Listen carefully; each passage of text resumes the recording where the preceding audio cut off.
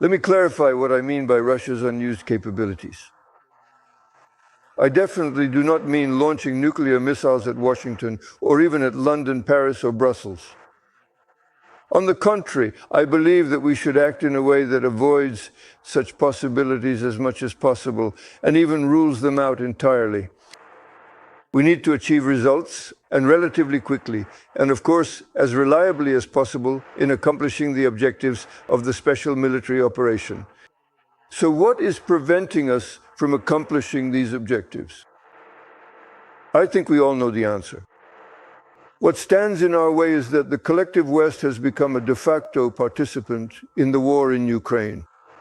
Let's stop fooling others, and most importantly, ourselves. The collective West is not helping Ukraine. The collective West is fighting. Is fighting.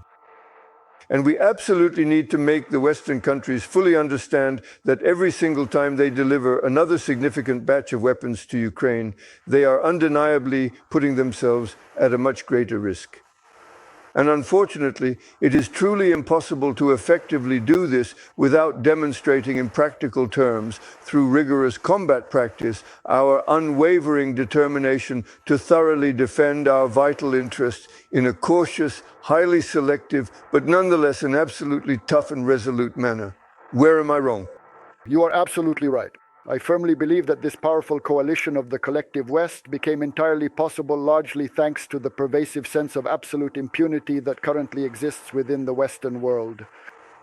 This gives every reason to strike such centers, such enterprises that produce missiles as well as other targets that the General Staff deems appropriate and so on. But for this, a political decision is necessary. You are absolutely right. This is not the level of the General Staff. This is not the level of the military. This is the level of the Supreme Command, the level of the President of the country.